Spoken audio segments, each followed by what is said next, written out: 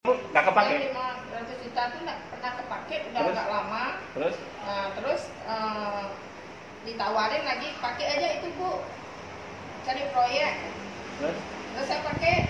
Nah, terus ditawarin lagi yang 4,5. Saya ambil, kebetulan ada proyek di garansi. Nah, itu dia kadang-kadang jeleknya kita ke bank itu gitu, sama saya juga dulu gitu Bu. Saya punya pinjaman 2 miliar nggak pernah saya pakai. 2 miliar, 3 miliar. Akhirnya banknya datang, saya marah. Kok nggak pernah pakai katanya? Iya. Loh, saya pakai apa? Akhirnya saya suruh, akhirnya terpaksa saya beli tanah Bu, di Pecatu. Habis dibeli tanah, besoknya ekonomi dan 2000 berapa itu? Yang pertama itu 98 atau berapa? 97, hancur habis-habisan Bu. Jadi saya beli, anggaplah saya beli 30 juta, 25 juta per itu. Itu Bunganya tinggi waktu itu. bukan 25 juta, saya jual 15 juta nggak laku. Rugi, 2 hektar lebih lah saya beli. 2, berapa? 2,5 hektar itu jeleknya. Bunganya tinggi, akhirnya apa? Kelepekan saya. Jadi akhirnya saya habisin. Saya Itulah. udah pakai. Nah, ibu ini nggak pakai 500 juta, tiba-tiba suruh pakai proyek pas ada Jimbaran View atau hotel yang tadi pilot itu, dia pakailah itu untuk modal kerja, piutang. Jadi piutang sekarang gara-gara bank. Sebenarnya ibu jadi piutang ibu, betul nggak Bu? Nyangkut, hilang uang 6 miliar, mungkin paling terima 1 miliar, paling hebat kalau saya. Jadi ibu harus pikirin ya, dari 6 miliar itu kalau ibu dapat 1 miliar itu hebat Bu. Jadi jangan terlalu berani berharap supaya ibu ikhlas. Jadi Assalamualaikum warahmatullahi wabarakatuh. Alhamdulillahirabbil wa bihi nasta'in ala umuri dunya waddin. Wassalatu wassalamu ala asyrofil anbiya'i wal mursalin wa ala alihi washabihi ajmain. Amma ba'du. Kasusnya sama dengan saya. Si ibu ini. Gara-gara minjem bank nggak seberapa, tadinya 500 juta. Setelah itu karena tidak pernah dipakai dan kondisinya baik, dia punya toko bangunan. Itu akhirnya dinaikin terus sampai posisi 5 miliar. Pas 5 miliar karena jarang dipakai uangnya, itu dioper-oper gitu.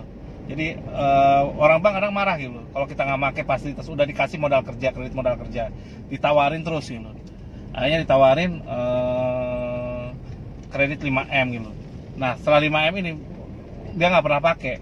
Jadi pas tiap akhir bulan dioper ke tabungan. Itu kasusnya seperti saya juga itu sama. Saya dulu pernah punya kredit 2 miliar 20 tahun lalu gitu. Enggak sih, 20 tahun lalu. Itu nggak pernah saya pakai gitu. 2,5 miliar, 3 miliar, 2,5 miliar gitu. Tadinya 500 juta, tambahin 2 miliar gitu. Nah, akhirnya pas untuk dana standby aja saya pikir gitu, kalau ada proyek besar. Cuman saya nggak, proyek pun tidak perlu dana itu gitu. Akhirnya saya dimarahin sama bank gitu. Karena nggak pernah pakai, dioper ke tabungan, habis dioper tabungan, oper lagi ke kredit lagi, itu orang bank itu. Akhirnya saya dimarahin gitu. Akhirnya saya belikan tanah gitu. Ternyata bro, gara-gara ini, ternyata pas saya beliin tanah, Pak, properti jatuh karena Bali waktu itu krisis moneter 97 atau berapa, bunga bank langsung naik, harga properti turun, wah hancur saya, termehek-mehek bro. Nah ibu-ibu juga sama yang Bu Deborah ini, ketika dia akhirnya dia pakai untuk proyek, ada satu hotel di Jimbaran sana, di Pecatu sana, pas naik arah Pecatu dari GWK naik sebelah kanan tuh Jimbaran View Jimbaran View ya. Nah dia itu ternyata apa coba, 6 miliar uang, kan dia dikasih kredit 5 miliar kredit KMK gitu, pasti pakai jaminan gitu. Nah bank kan karena nggak pernah dipakai suruh pakai itu. Akhirnya pas ada proyek itu dia kesempatan ada properti ini, akhirnya dia toko bangunan, dia suplai itu material. Akhirnya apa, kelilit bro, perusahaannya sekarang hotelnya dipilotkan lagi. Aduh bro, dipilotkan 6 miliar kan, ada 6 jadi 1 miliar udah hebat itu. Bukan hanya itu, gara-gara itu dia sebelumnya naik 5M. Udah gitu di hotel itu pun ditawari untuk beli apartemen gitu. Apartemennya nilainya satu apartemen tuh 700 juta. Dia punya 9 apartemen bro. Jadi 8, 9 apartemen. 7 dia 3 dia miliki, dia bayar cash. 6 dia pinjam ke bank KPR. Sekarang apa? Dipilotkan. KPR-nya total pinjamannya 4,2 gitu. Dia udah bayar 2 tahun, ternyata sekarang udah jalan, dikelola oleh manajemen hotel, sekarang dipilotkan. Sengsara bro. Gara-gara hutang bank nggak seberapa, 500 juta awalnya tahun 2012. Sekarang dia kerugian piutang 6 miliar. Rugi uang sekitar, kalau uangnya dia realnya ya, 7 kali 2, 2,1, hampir 3 miliar untuk di apartemennya. Jadi berapa? 6 tambah 3 berapa tuh? 9 miliar rugi. gara-gara 500 juta doang. Udah gitu dinaikin 5 miliar gitu.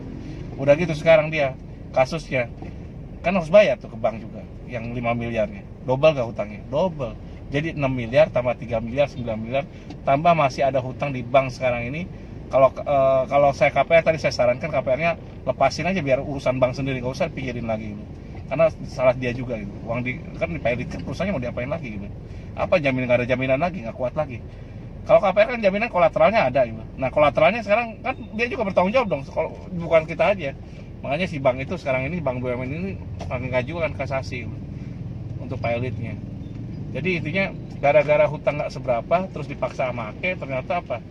Hati-hati bagi anda ya, itu kalau kita percaya dia apapun agamanya, riba itu luar biasa, menghilangkan barokah ya. Barokah anda hilang. Saya udah termasuk ini, sekarang ini saya coba yang apa yang saya jalankan tanpa modal bank, ya udah apa adanya sekarang ini. Saya tadi ngomong ke satu orang ya, dia punya barang mau jual ke saya gitu, saya nggak ada uang ternyata. Ya udah saya bilang saya belum ada uang, karena ke depan mau ada lebaran segala macam, boleh tutup gitu. Saya cuma bisa bantu dia beresin barang-barangnya aja gitu. Kalau dia minta duitnya, saya kalau nggak ada uang, saya kalau sekarang kalau ada uang saya bayar, kalau nggak ada uang saya nggak mau bayar gitu. Itu saya nggak mau maksakan diri, biarin aja gitu. Ngapain, kan masalah-masalah lu, bukan masalah gua gitu. Termasuk saya di proyek juga sama. Sekarang ini saya tidak lagi mau minjemin ke proyek gitu. Saya dikasih proyek miliaran nggak mau, saya nggak mau nyari masalah. Kemarin ada bule ya, Charles namanya, dari Prancis itu, ada project gitu.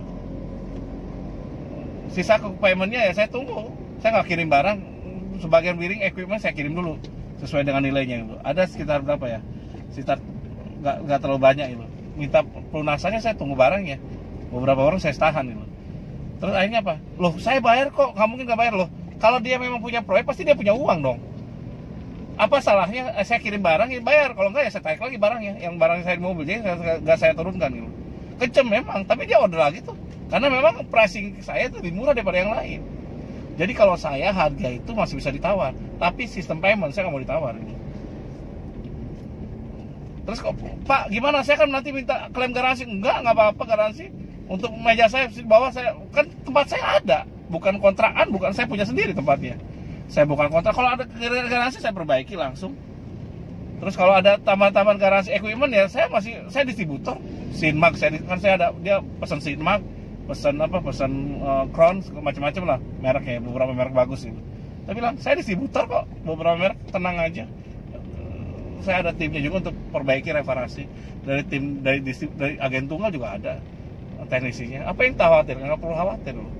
Bisnis bagi saya fair-fairan aja, itu solusinya. Dan saya sarankan ke ibu itu mulai sekarang, dia toko bangunan, sekarang dia lakukan gitu aja, semampunya aja, nggak usah pinjam. Dia ngomong, Cap sekarang saya udah nggak mau lagi deh pinjam bank, bagus tapi jangan pinjam lagi, ngapain nih. Kalau kita mampu, akhirnya berantakan gitu.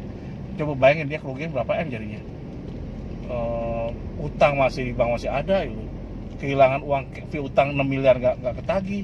Kayak ketagih, anggaplah 1 miliar, udah hebat gitu. Terus dia punya apartemen, sekarang apartemen yang bangkrut gitu. Banyak bro, jadi itu yang terjadi gitu. Udah 2, miliar, hampir 19-10 miliar. Kalau rugi dengan semuanya mungkin dia udah rugi 15 miliar kali. Gara-gara 500 juta loh. Pinjam awalnya terus dinaikin 5 miliar, udah. Jadi intinya bagi anda yang terserah anda ya. Kalau saya kan, saya ngalami, mungkin karena saya kurang bagus ngelolanya atau si ibu ini nggak bagus. Kalau bagi saya sekarang yang udah kenal bahwa riba itu menghilangkan keberkahan, saya nggak mau lagi, saya kapok, nggak mau lagi. Sekarang saya beli mobil, kalau saya nggak mampu, kalau saya ada uang cash, saya nggak mau beli, biarin aja. Nggak mau kredit lagi, mau mempermudah, kredit itu mempermudah semuanya. Sorry bro ya, saya kartu kreditnya saya nggak punya. Saya ada kartu cash. Ya saya kalau nggak punya duit saya diam, kalau punya duit saya terbang. Termasuk saya seminar. Saya kalau ada uang saya berangkat yuk. Kalau nggak ya saya diam aja. Kalau saya nggak minta-minta yuk, ngapain saya minta-minta? Saya semampunya saya, karena saya memang gratisan aja. Jadi bagi anda yang gara-gara, jangan sepelekan masalah riba ini. Kalau masih ada sepelekan, silakan ada nikmati sendiri hasilnya nanti. Bisnis kayak gergaji gitu. Saya dari dulu nggak ngerti kenapa bisnis saya naik tiba-tiba turun. Saya main gede dulu, naik terus turun, naik turun. Akhirnya jadi pusing, ibadah nggak tenang, hidup nggak nyaman, semua bisa-bisa. Memang keren bro, kemana-mana, mobil terbaru semua. Pakai supir, sekarang biarin aja saya nyupir sendiri. Kadang saya naik motor. Saya punya motor Benelli itu loh, yang 250 cc. Udah enak, matic. Kalau pakai yang motor kecil-kecil tuh apa ya? Kayak mainan kalau kecil. Saya belum bisa kebeli Harley. Saya pengen punya Harley satu aja. Cuman intinya kalau saya punya uang cash. Kalau nggak punya nggak mau saya. Ngapain? Nggak punya juga nggak apa-apa. Karena saya kan suka pakai. Saya orang perhitungan gitu. Kalau pakai itu kan boros nanti, bensinnya boros. Udah gitu pajaknya mahal, ngapain saya? Ya udah, ini aja pajak lumayan gitu. Jadi nggak usah pusing-pusing dulu. Yang simpel aja, sederhana. Hidup sederhana itu nikmat kok. Terus bisnis tuh, kalau saya tadi ibu ini umur udah 50 tahun, saya udah sarankan jangan pinjam lagi. Tadi mereka masih khawatir, Cap gimana caranya saya masuk Call BI dong? Nggak apa-apa.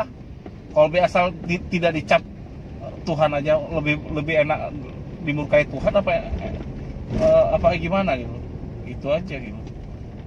Demikian ya saya, kalau ada kebaikan mohon maaf ya, ini bukan saya anti bangga gitu. Bagi saya udah pengalaman, kalau bisa sih Anda berdiri dengan kaki sendiri gitu.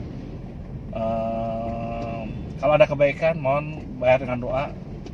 Kalau muslim tambahkan al-fatihah salat nabi. Kalau ada kesalahan memang saya kurang salah gitu. Saya minta maaf yang sebesar-besarnya. Wassalamualaikum warahmatullahi wabarakatuh.